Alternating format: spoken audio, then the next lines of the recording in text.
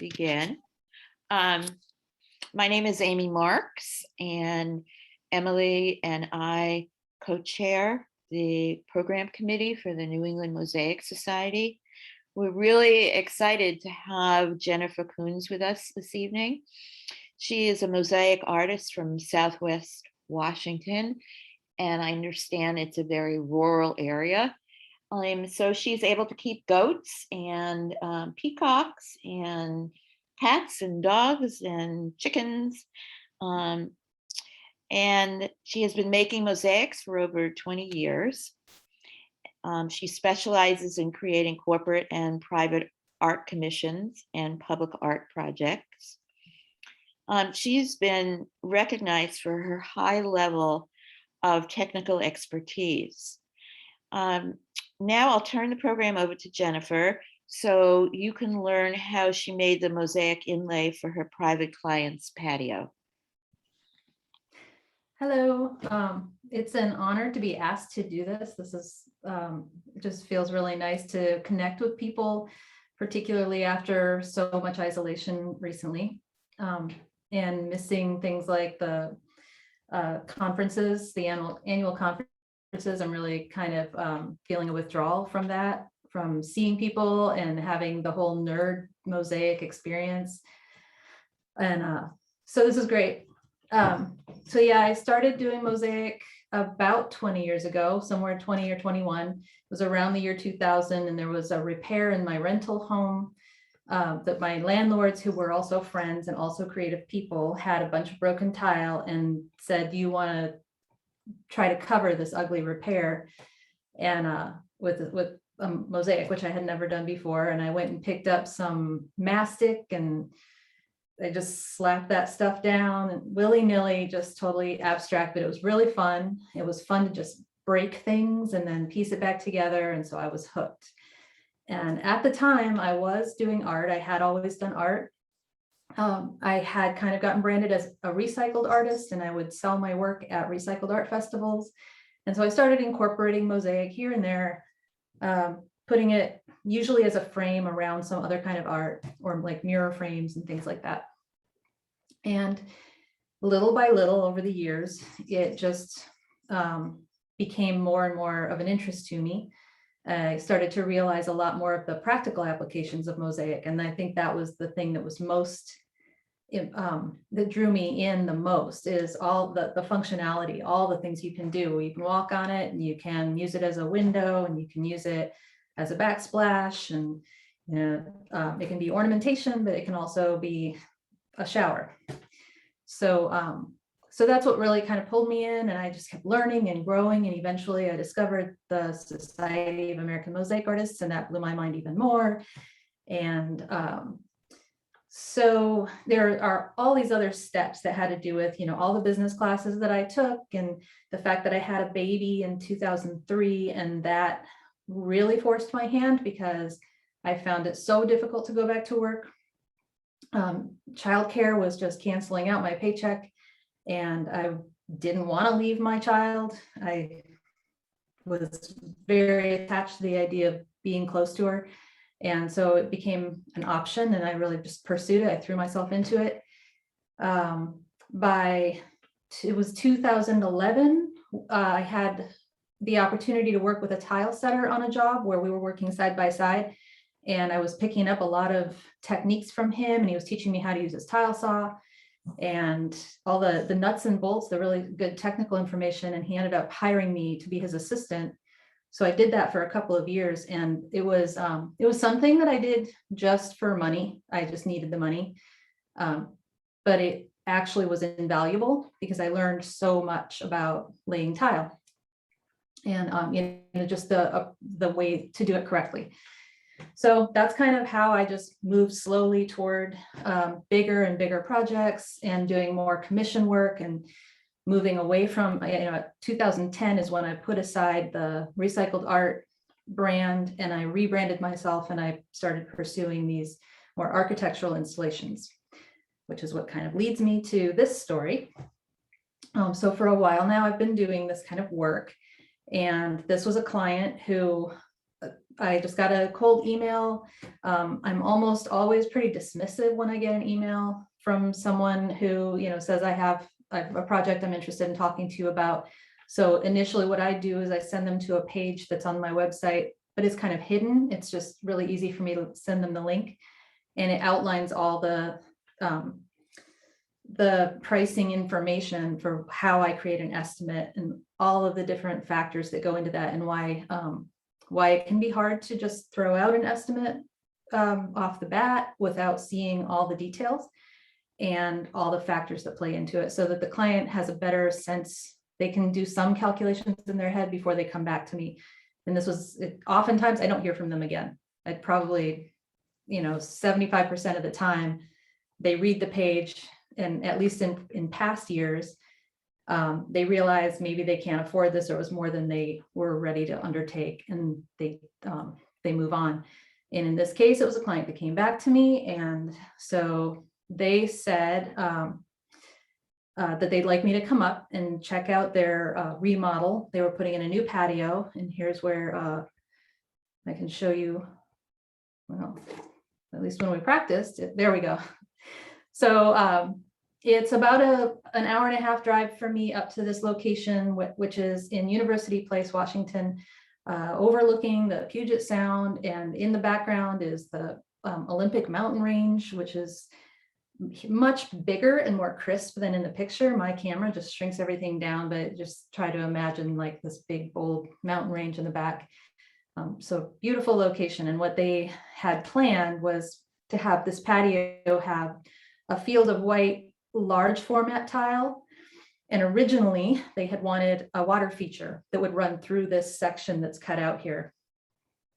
But that fell through. They ended up not doing the water feature. So they were looking for something that could suggest what they had originally had in mind, something that would have a flowing water feel running through the middle of their patio.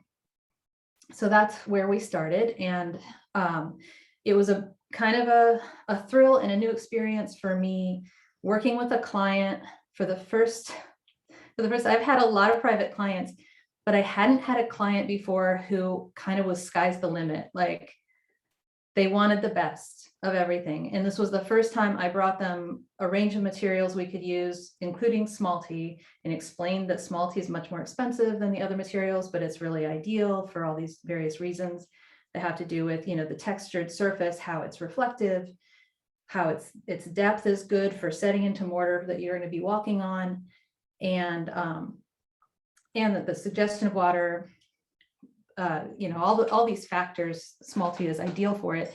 And they just immediately said, okay, that's what we want, even though it was more than twice the next next highest cost of materials. And so that was exciting for me because I hadn't had the opportunity to work with Smalty on a large scale before, because I've never had a client that had the budget for it. So that was very exciting.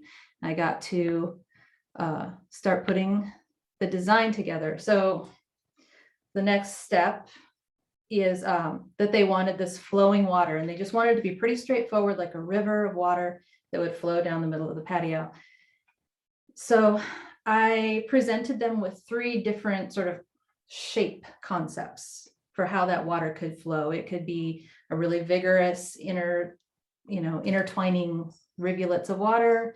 It could be meandering. It could be like softly flowing. And they actually chose a combination of 1 and 3. What she wanted was the softly undulating shape overall, but within that, she wanted the water to be ribbons of color that were vigorously intertwining and like energetic within that. So this was the next step in the design process that I came up with. And we did some adjusting. She clarified that the colors she wanted were more the royal blues and not warm blues. And so this was, and then I had started thinking about the idea that we would potentially do some pebbles as the border to kind of have it feel like the edge of a river, but the pebbles being a similar color and texture to the white tiles that we're going to go all around it. So that would be a tie-in. Jennifer, can I interrupt with a first question? Yes. So we have a question from Rebecca, who's wondering if you could just speak a little bit more about the technical reasons that made small t the best choice for this mosaic. So I normally, if you know me, you know I work in stained glass a lot. And I love stained glass for so many reasons. It's really versatile, it's bright colors, it's inexpensive, and very durable for exteriors, but you can't walk on it. It's just not recommended, partly because it's so slick, and because it's so thin, it doesn't have the same surface tension, and so it can crack over time. And it doesn't set down as deep into the mortar. So something you're going to walk on, you really want it to sit right down into the mortar and have the mortar come up around it and really hold it in place, to give it some depth. And the small t has that. It has a more depth to it. It's really strong.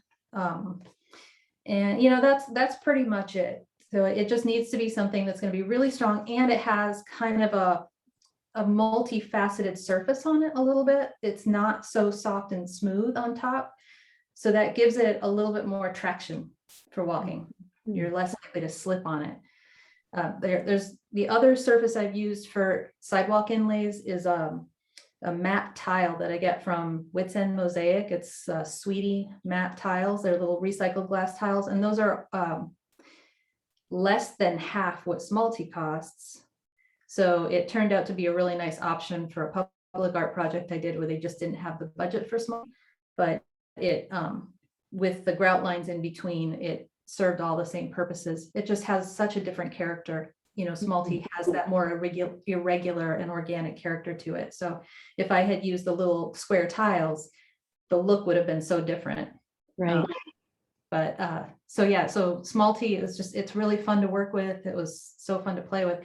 So do you think that answers the question? That's perfect. Thank you so much. Okay, back to your design process.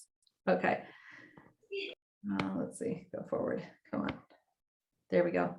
So the next step was giving the client all these color options and then making sure that she feels like she had the choice, that I wasn't necessarily choosing for her. Although there were definitely some things that I did choose. And like one thing that happened was I had seen that there was an iridescent white color, and I really wanted there to be some iridescent tiles in the mix. The client said she wasn't a fan of iridescent.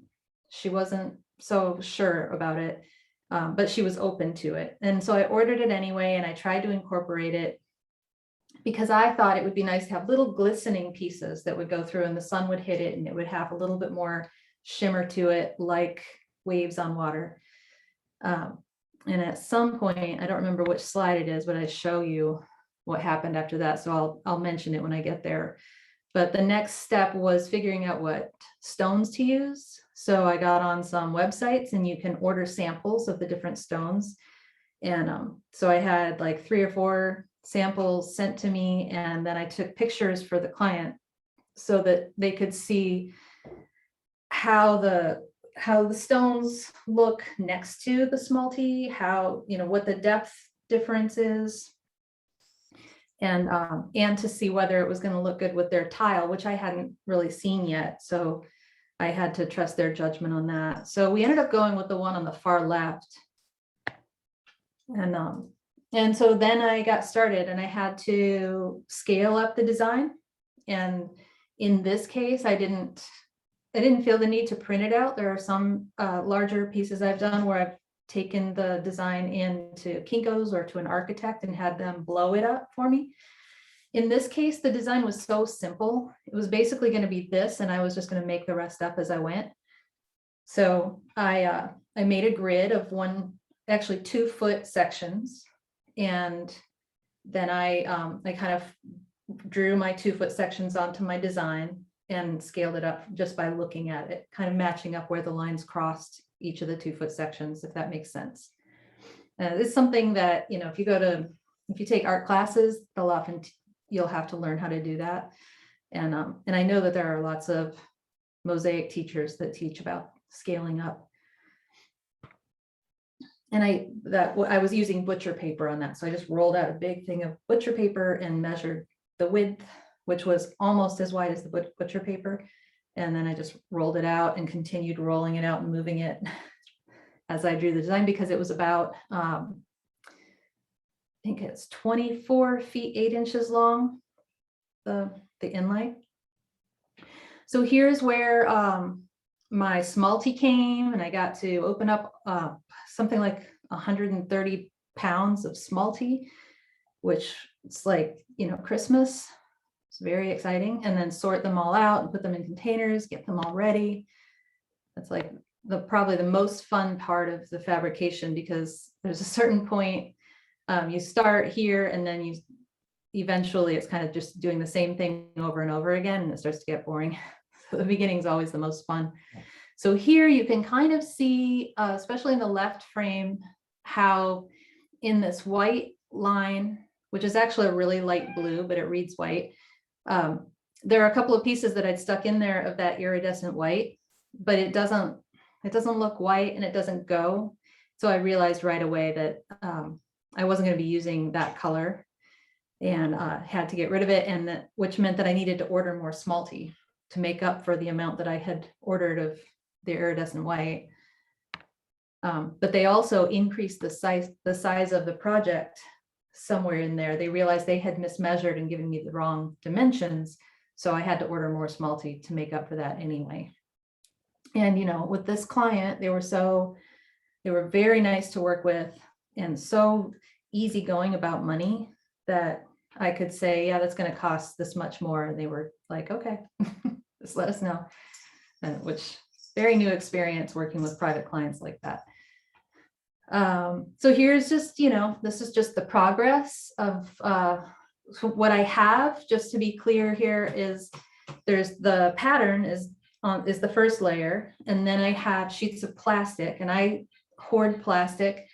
Anytime there's an appliance delivered or a couch has been delivered, or even if I see somebody else has a bunch of plastic because they laid it down for a picnic or whatever, for whatever reason, somebody's got plastic, I take it and I pile it all up in my crazy studio. And it comes in handy, because then I can cut it up into the pieces I need for big projects like this. Otherwise, I'd have to go buy a bunch of plastic that would just be more wasteful. So clear plastic over the design. And then I have big rolls of the fiberglass mesh, and I roll that over the top of that. I've got some paper tape along the edges, painter's tape, that I use to kind of secure everything in place just temporarily. And I just start working my way along. I'm using thin set. In this case, I was using Laticrete Platinum 254. You can see a bag of it there in the back. And that was my go-to at that point in time. I swear by it still. It's just really, really good stuff. Nowadays, I have gotten turned on to their titanium 257, which is really creamy. It feels almost like mastic when you mix it nice and thick. And it's very good for my stained glass work because it's so fine, and it sticks really well. So either one of those thin sets are my go-tos now. But in this case, I was using the platinum, and I was sticking each piece individually onto the mesh using the thin set. Come on. Before you continue, we have a comment from someone that it looks like you chose mostly Mexican smalty. Would you, was it all Mexican? It is all sorry, my cat. No, that's fine.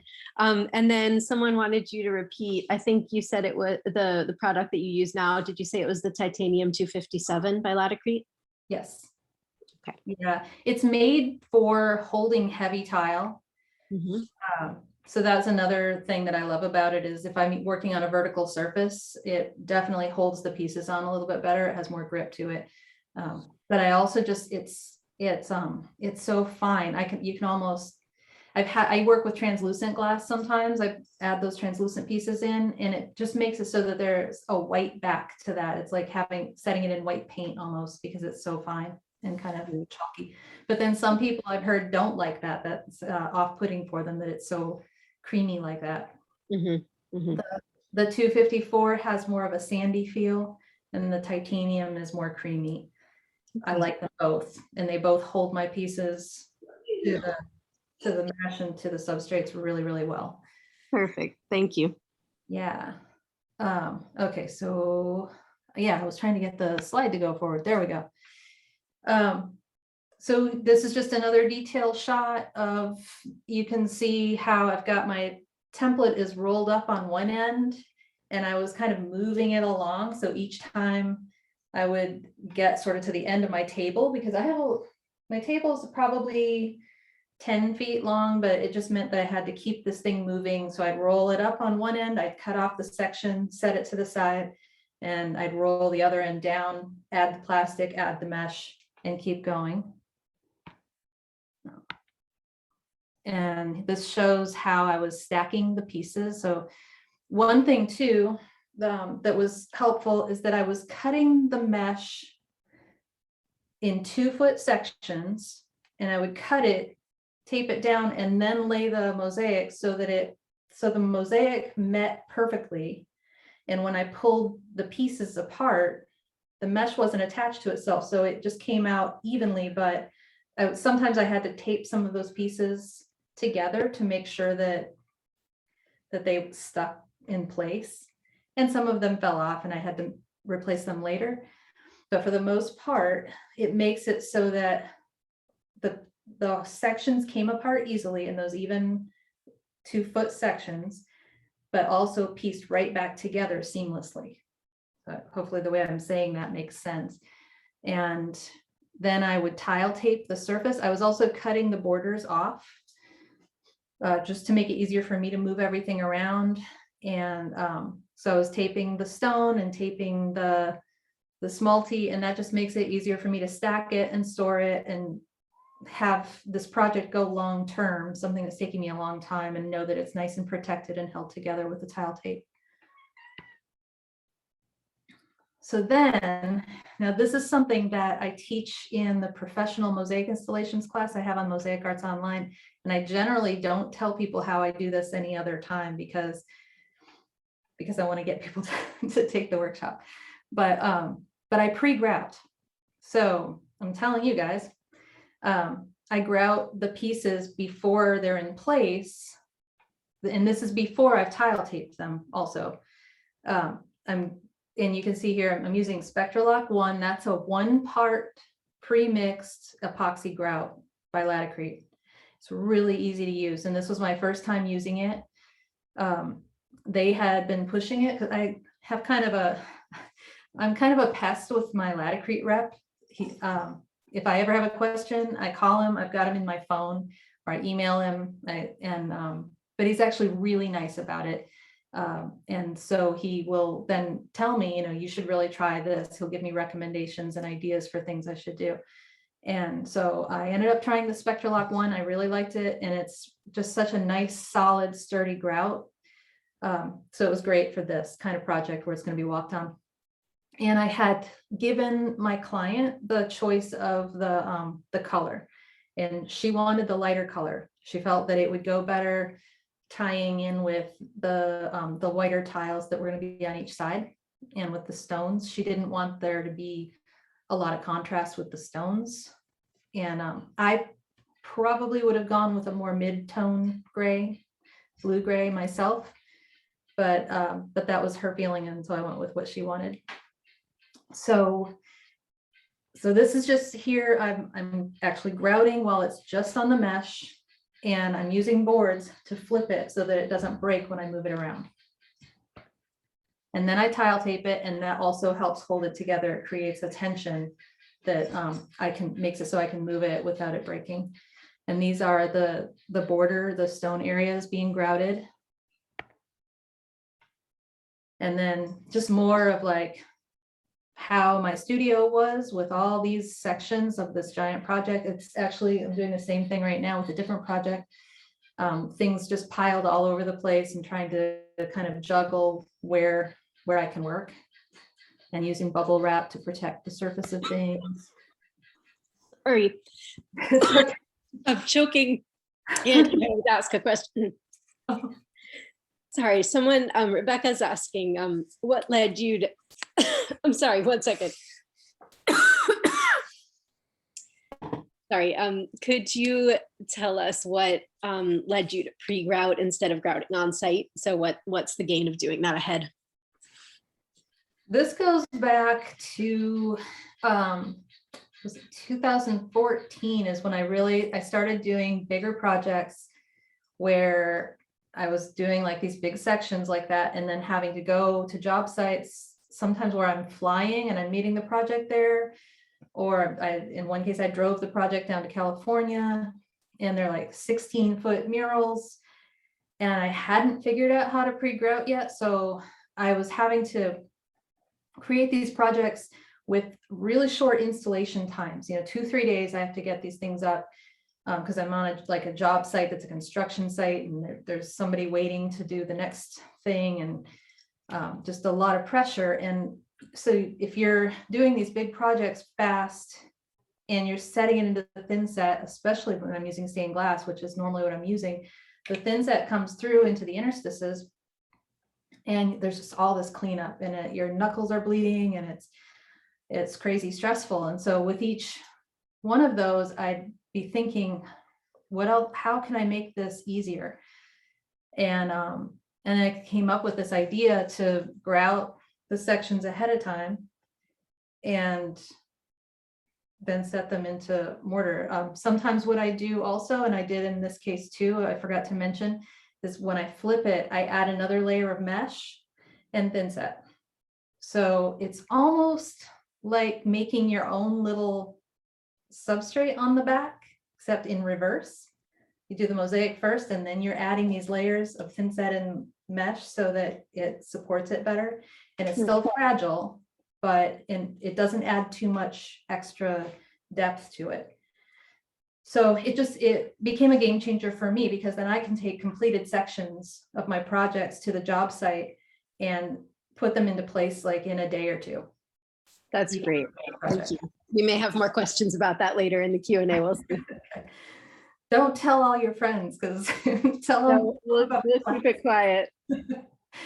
Okay. So I forgot to describe what's going on here. Here I've completed the whole project, and this is just me like laying it back out step by step, making sure everything matches, everything goes together, everything's marked. Any pieces that fell off, I'd mark that spot, and maybe I tape the piece to it so that I know to stick that in when I go to install it. And so that it's all in order, so that when I take it out of my car on the job site, it goes in the right order, and it all goes together.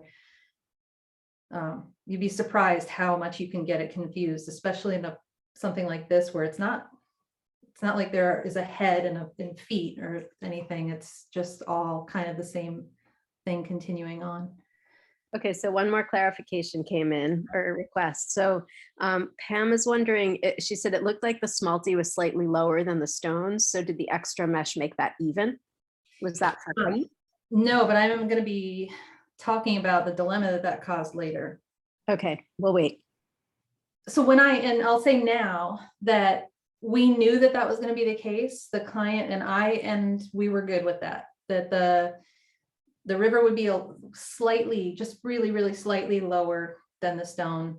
And potentially if it rained, it may gather there, but they were pouring the cement on a little bit of a slope. So hopefully it would just run down. So that was the idea. But later on it comes back up, and we end up mitigating that.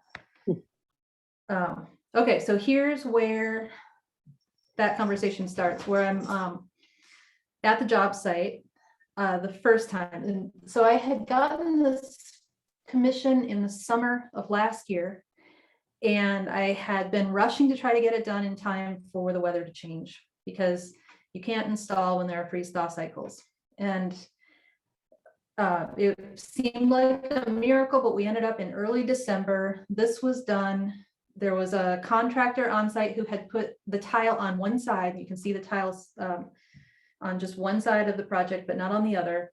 And he was going to help with the installation. I didn't have an assistant, so that was great. And they were going to pay him separately, just whatever he wanted. He would get to ask, you know, he would get to be his own contractor, and I didn't have to deal with hiring someone. So all that's great, and it's all lining up. And I come up there when there's a really great week in December where it was going to be like 70 degrees all week and sunshine. And I thought this will be perfect. So I got up and we laid it all out. And the guy's name is Conrad, who's the tile setter. And he's got issues. And one of his issues is he doesn't like that there isn't tile on both sides yet. He really wants there to be, and he's been waiting for this tile to come in. So he hasn't been able to lay the whole thing out so that he knows for sure that it's level and perfectly even with the tile all the way across the patio. And that evenness is really important to him. He's a perfectionist, and he also does not like that there's slight inset of the smalty from the stone. So there are those issues. So he feels that we need to get 1/8 inch weddy and put it underneath the smalty. And we also discover when we lay it out that whoever poured the concrete, that it wasn't flush. So it goes down in places and comes up in places, which would have left little valleys for moisture to build up. So we were going to have to build that up. That was going to take some strategy. And it was going to mean setting a really thick bed of mortar that everything would have to get squished down into to make it flush. And with such a thick bed of mortar, he felt that the temperatures were going to drop too low at night, and that we were really risking the durability of the whole project. And I was torn because I knew all these things and I knew that they were true and I knew he was right, but I also really, really wanted the project done. I did not want to take it back home with me. I was so excited about putting it in place, getting paid, and moving on. And so I had a hard time accepting it. I was actually calling my Laticrete rep on the job again and saying, what do you think? What would you do? And he said, with the Platinum 254 that I was using, he would feel confident that it would be fine. But he understood the concerns, that even though it was only getting down to about 32 at night, it was a concern that we could lay something over it that would protect it, so it was kind of iffy. And Conrad ended up kind of just putting his foot down. He said, I don't want to be responsible. I won't do it. So if you want to do it, you have to do it yourself. And then he called the client and explained the situation, which was really nice because I was afraid of letting the client down. And the client was great about it. And they said, okay, well, we'll do it in the spring then. And it actually worked out for the best because they weren't done with the remodel yet. They were still working on the patio, and it gave them time to get everything done. And I came in as the last decorative item, and put this into place. And it was the finishing touch at the end. And but I had to pack, I wonder if I put a picture in of, I had to pack it all back into my little tiny Hyundai Accent. And you can see I had my wet saw, and I had that just in case I had gone too wide in some spaces and I needed to trim something off. I've had that happen where I have to take a section and just slide it through to trim off an edge. And that didn't end up being the case. I didn't have to trim anything. So that was great. But that's just to point that out, that's why that was there. And I brought it home and I found a place in an outbuilding to store it for the wintertime. And I just waited and waited and waited because Conrad was busy all spring. And so every time the weather was good, he wasn't available till finally in May, we had the opportunity. It was finally time to do it. So here we are back together, and the house is finished, and this is the last thing to be done. And Conrad had brought all this 1/8 inch weddy board, and he and I laid it all out on that so that we could cut the weddy to match the lines on the smalty.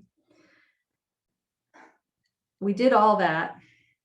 And it took us most of the morning, and we were trying to beat the sun because it was actually going to be a really hot day and the sun was coming up and we're on the water and it's windy and it's still tricky to install under those circumstances. It's like getting the weather just right is always problematic when you're doing exterior mosaic, which is the reason why I'd actually kind of like to get away from it.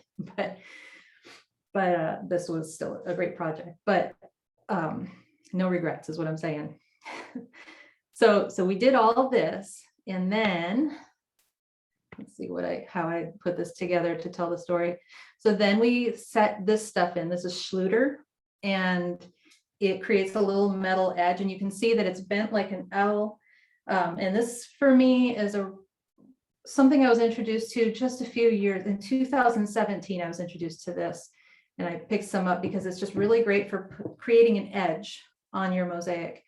And it could even be used for framing, but you set it so that the kind of waffle, the openings are underneath the edge of your mosaic and it sits into the thin set.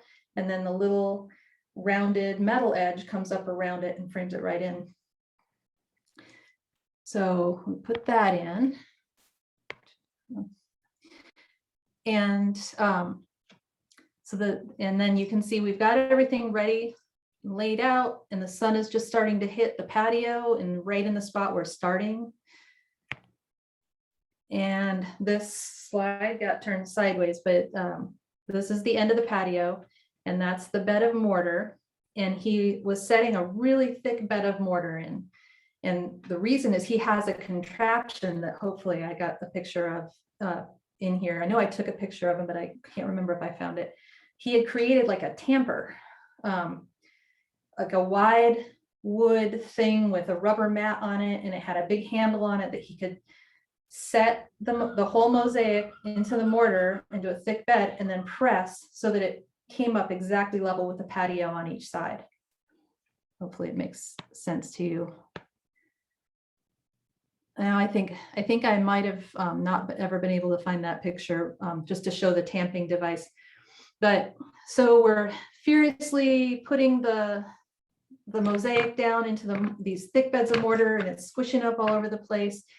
And then we realized though that weddy board was actually too thick. It was creating problems. We had to take the whole thing apart after getting about 8 feet down and scrape all the thin set up and off the back of everything and start all over again. And we also had to go get a canopy to put over our workspace because the sun was hitting it and it was making it so that it would crust up faster than we could get the section set into it. So it really became kind of this frantic, mad rush. And I'm really thankful. I give Conrad a lot of credit for, I think he got pretty grumpy a couple times, but he didn't ever take it out on me. But I think he was really unhappy about having bought and cut all that weddy that then was kind of wasted. But I mean, not entirely wasted. I'm sure he could find some use for it. You can see the tamper here on the left. So just try to picture that. If you turn it sideways and use it to kind of press down, it made it so that if you set the sections up a little high, but you press it just right, it makes it so it's exactly flush with the patio on each side. So I have 2 questions that have come in. I don't know if this is a good time to pause, but one is just very, very practical. What type of mortar was used? Carrie's wondering. that's the Laticrete Platinum 254. Used 254. And then we had a question a few minutes ago from Cecilia about why you cut, given all of the height differences, why did you cut the river section away from the stone sections? Why didn't you why didn't you keep those together? Sounded a lot easier to handle. I think if I had to do it over, my original plan was to flip them and press them all down so that it would all be the same height, but I tried that and it just wasn't working for me. Okay. And I found it was just so hard for me to handle everything by myself, and the stone was so heavy that I decided to start cutting the stone pieces off separately. And if it was easier for me to store and easier for me to move everything around by myself. All right, thank you. Okay, so here's just progress shots of that first day. And you kind of see, you know, where the sun's hitting. And then I think the two on the right are when we're finishing up that first step. And then bearing in mind that each time we set sections in place, the thin set was squishing up into the seams. So, you know, I was going back and cleaning those out, scraping those out, but it was just in the seams and not in the whole mosaic. And it's also kind of an advantage that the grout was so light, because if some of the thin set did show through, it blends together. And then this is still the first day. If you look really closely, you can see the seams, but I think it's the only picture I was ever able to get where the shadows weren't too awkward on the whole mosaic. And you can see the whole thing from end to end. And you can see the context a little bit too. I really like the rest of the things on the deck. I think they actually complement the mosaic really nicely. So the next day I drove back up, and then I was on my own. So I had my own canopy, and I was just there to grout the seams. But first, there were some places where, while we were handling, especially with the stone, you know, with it being so heavy and moving so fast, that cracked while we were setting it in place.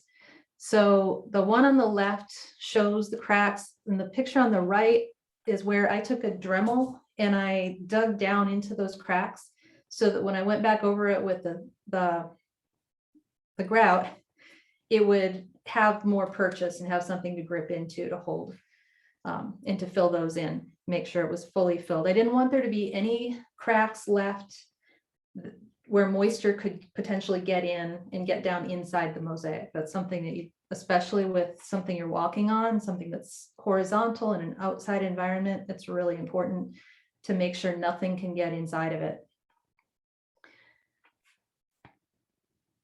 So here's me just scrubbing away, and you know, I'm using the epoxy grout, so it sets up really fast and really hard, and the sun was shining and the wind was blowing. It actually got windier and windier as the day went by, and my canopy was starting to blow around.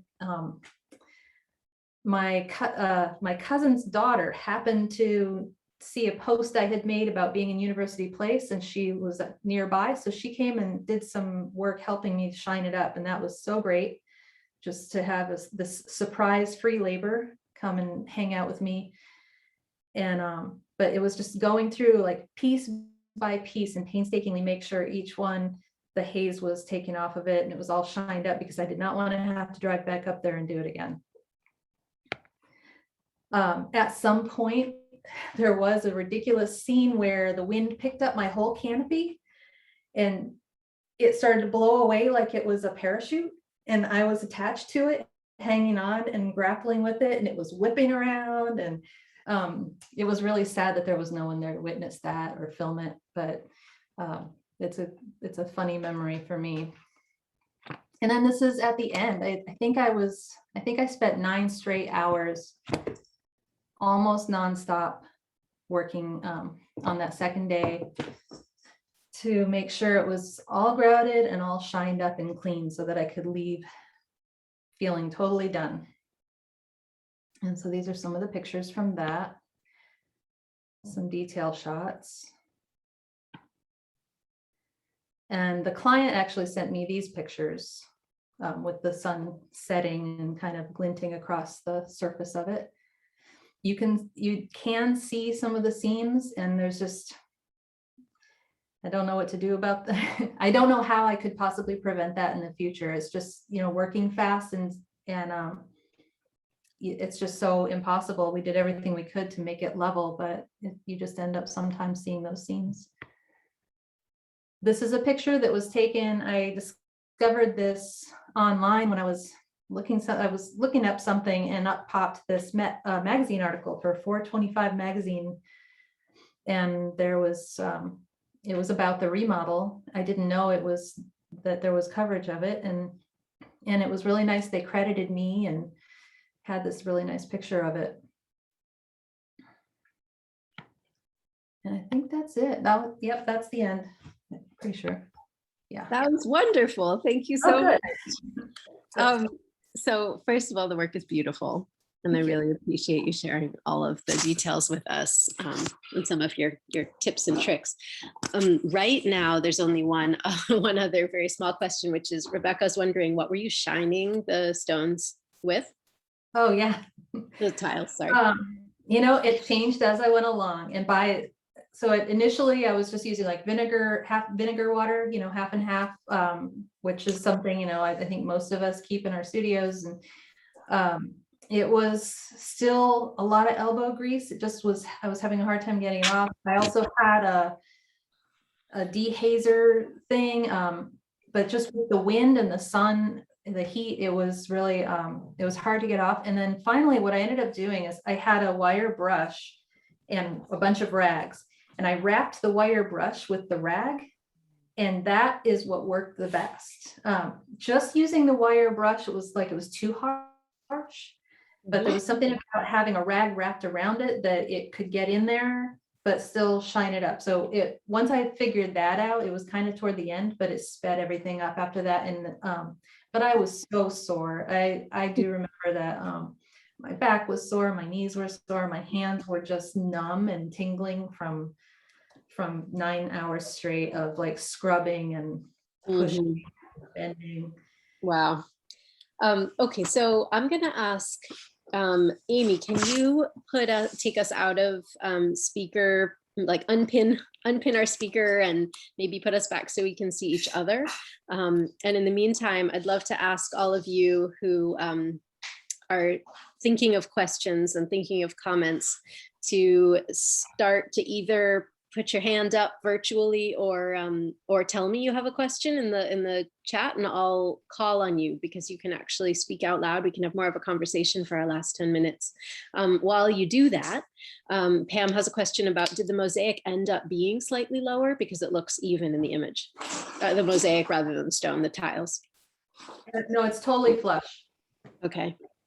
There is, like I said, there is a little gradation, just really slight in the whole patio, so that the water will run off the end. But that's something that was built in by other people, you know, ahead of time with that in mind. It's all designed so that, because we're, you know, it's so rainy here. Yeah. To make sure that it's all going to run off. Right. And I'm curious about those seams. I know you see them because you are the artist and we all see the irregularities in our work, but did your client ever complain about the visibility of the seams? No, they love it. Great. They are thrilled. Yeah. That's wonderful. All right, everyone, I have lots more questions and I'm going to keep asking my questions if you don't speak up. So chat away or unmute yourselves, but I'm going to ask you some, Jennifer. One go ahead, second. I'm not sure how to get back so that we can see everybody's video.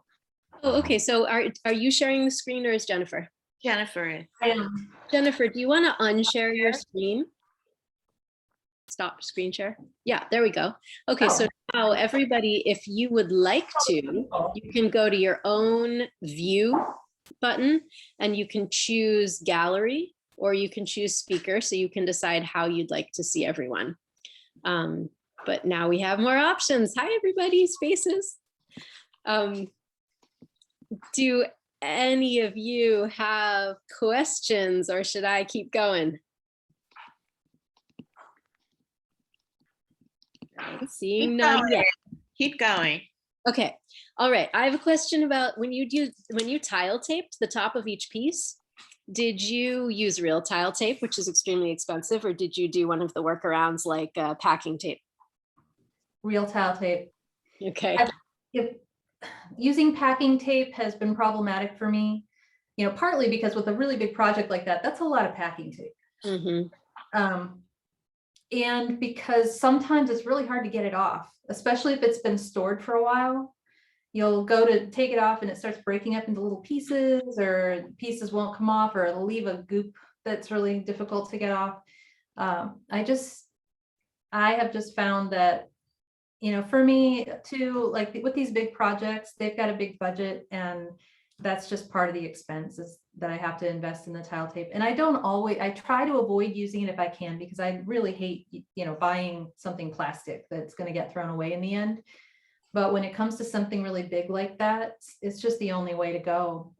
So yeah, I just Makes sense. bite the bullet. I just bought like $110 worth for the project I have now, because I don't know any other way around it. Yeah, no, that's good. It's good to hear you confirm that, actually.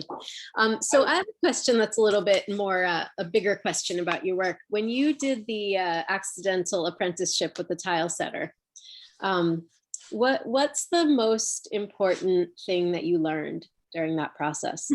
Work clean. Mm, He was fastidious, and my main job when I worked for him was, I mixed his thin set, but then I also had to make sure I kept cleaning his tools in between. Every few tiles I clean the tools. Every few tiles I clean around the edge of the bucket. I had a wet rag, and because as he would point out, if you've got your container of thin set has thin set all around the edge of it, and then you put your hand in it, it gets on your hand, and then you wipe it on your clothes, and then it goes onto the client's wall, and then you've got to clean up your client's wall. And so things like that. And then, cleaning up at the end, how to make sure that you clean up well. He always, he had his Carhartts, they were always clean, which baffled me, because I'm like, even now I'm covered in thin set and grout and crust and mud and stuff.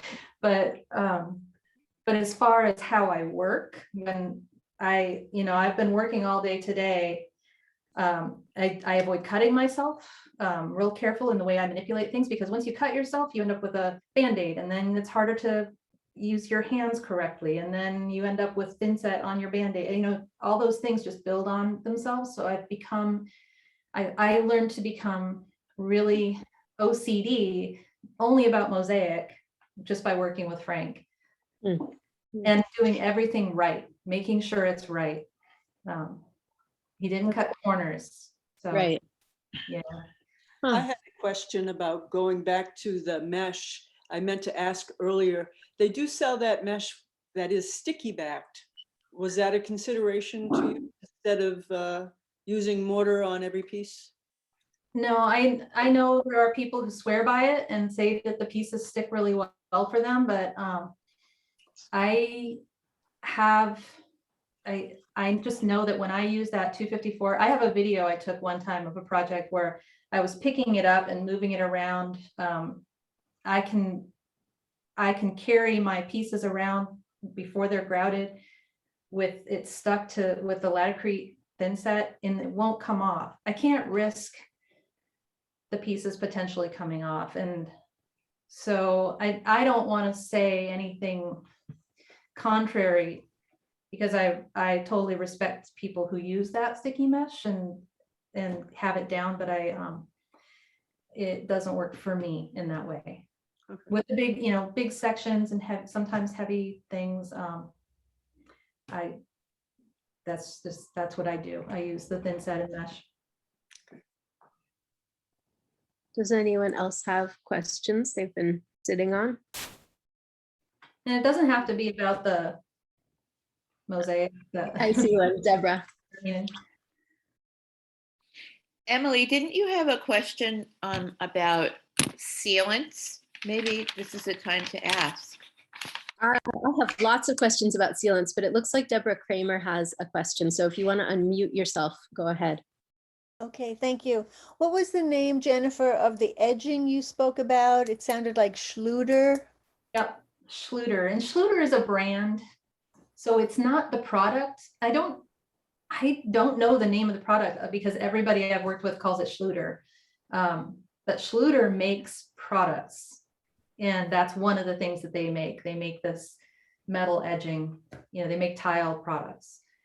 But if you go to, United Tile or a tile distributor, one of those outlets, that's where you have to get it from, and they'll know what you're talking about.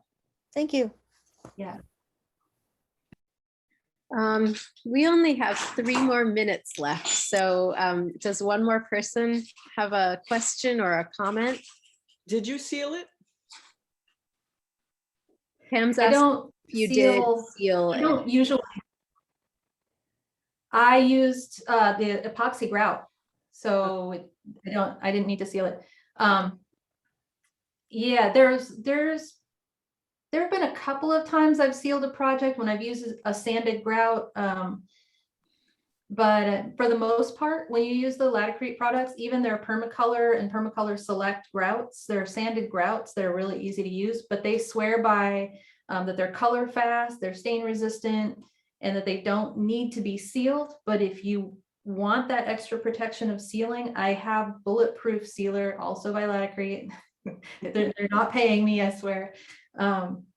And that's something that I picked up because I wanted to reinforce a couple of projects that I have. There's one that's a sculpture I just put that's going to be out in the elements for a year. And I just wanted to make sure I've sealed it in every way possible. So I did use that for that. But I really just like using a sealer. So I try to avoid it because once you paint that stuff on, it's really hard to get it off the little individual tiles.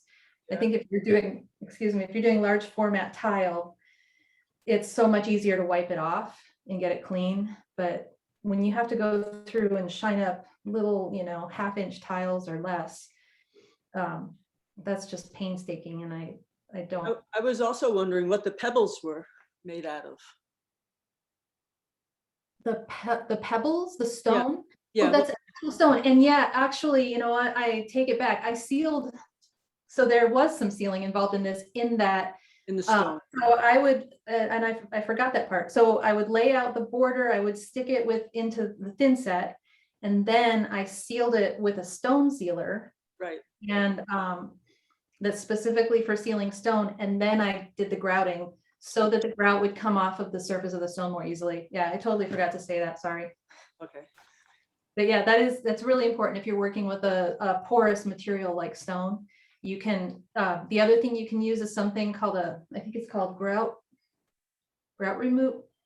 Oh, I just used it and I can't think of the name of it. I have it in here, but it's a thing you can paint on to surfaces before you grout, and it creates a little barrier. So you paint it on, let it dry, and then you grout. And when you grout, it wipes that back off and it comes off of the surface of things you don't want to get grout on because it's porous like that. But I can't remember what it's called. Fascinating. Maybe you can find that product and send us a quick email sometime. Yeah, it's in my. Oh, Joanne says it's grout release. What's that? Grout release. Yeah, she put it in the chat. Thanks, Joanne. All right, it's 9:01. I have enjoyed my hour tremendously. I would like to thank you, but I'll pass it back over to Amy to do our official closing. All right, everybody. I just wanted to make sure that you all put the annual meeting in your calendar. It's scheduled for October 24th, and Karin will be sending out more information about it. And in terms of other activities for the year, we're going to end up with a Wine Wednesday on November 17th. And it's going to be a virtual material swap. So get all your materials that you don't use, and we're going to do a Zoom meeting where you can swap it out with another member. All right, well, thank you very much, Jennifer. It was very informative and interesting. I think because everybody stayed on, we could tell that they were very engaged. So thank you very much. Thank you. It was really fun to see all the faces and names at the end. That was a little thrill to feel that connection. There's more of a sense of connection there. Right. We're getting a lot of thank yous in the chat as well. I don't know if you have it open, but people are praising your work, your presentation, and thanking you a lot. Thank you. Okay, bye, everybody. Bye. Bye.